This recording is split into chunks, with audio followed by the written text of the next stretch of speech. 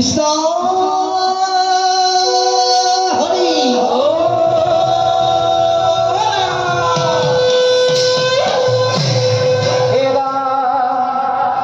কে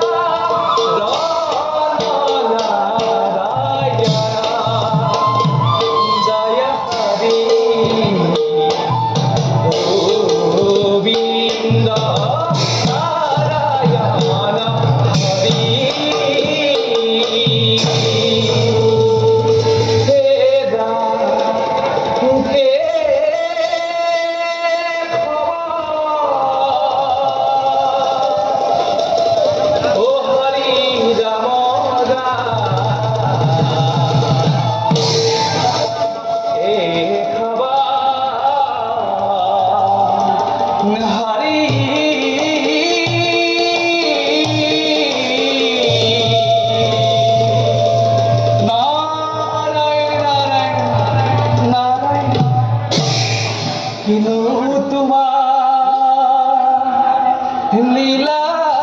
প্রভু কিনু লীলা মোহিনীর রূপে ধরি অখুর হিলা মোহিনীর রূপ ধরি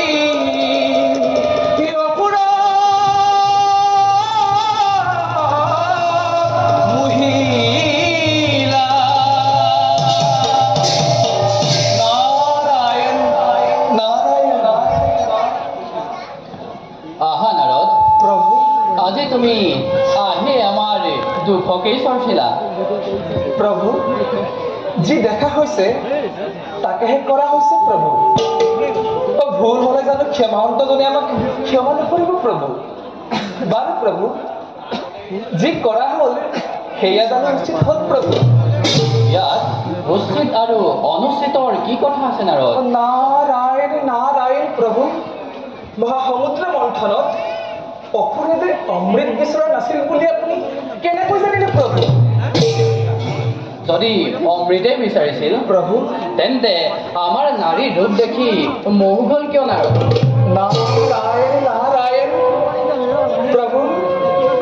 আপুনি যদি প্ৰভু আপুনি যদি নাৰী ৰূপতে ভুল যায় তেন্তে প্ৰভু অসুৰ নাজানো কিয় আচলতে নাৰদ কথাটো তেনেকুৱা নহয় প্ৰভু আমাৰ উদ্দেশ্য বেলেগ আমি সংঘৰ্ষ শেষ হোৱাটো নিবিচাৰোঁ প্ৰভু সংঘৰ্ষৰ মাজেৰে নতুন সৃষ্টি বাঞ্ছা কৰোঁ দেৱতা আৰু অসুৰ উভয়ে অমৃত পান কৰা হ'লে সংঘৰ্ষ শেষ হৈ গ'লহেঁতেন এতিয়া অনন্ত কাললৈ সংঘৰ্ষ চলি থাকিব নাৰায়ণ নাৰায়ণ আৰু আমিও অনন্ত কাললৈ সংসাৰ চলাই যাব পাৰিম নহ'লে যে নাৰদ ঈশ্বৰত্ব ৰক্ষা নপৰে প্ৰভু আপোনাৰ সেই মোহিনী ৰূপে কেৱলে অসুৰকে বঞ্চিত কৰিলে দেৱতাসকলক কিন্তু স্পৰ্শই কৰিব নোৱাৰিলে কথাটো সঁচা নহয় নাৰদ প্ৰভু আমাৰ নাৰী মূৰ্তি আমাৰেই মায়া শক্তি ঈশ্বৰৰ মায়াৰ পৰা বঞ্চিত হ'ব পৰা শক্তি জগতত কাৰো নাই প্ৰভু আপুনি আপুনি যি কাম কৰিলে প্ৰভু সেয়া জানো উচিত হ'ল প্ৰভু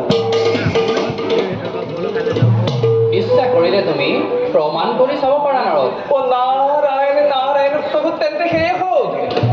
নালাগে নালাগে নাৰদ ঈশ্বৰৰ মাজত তয়া ময়া যুঁজ এখন লগাই তুমি ৰং চাব নালাগে নাৰদৰটো কামেই সেয়া প্ৰভু এই নাৰদৰটো কামেই সেয়া বাৰু প্ৰভু আপোনালোকৰ ইচ্ছা মহান প্ৰভু তোমাৰ দুখানি চৰণলৈ লক্ষ্য কৰি এবেলাকে মাগিছো বিদায়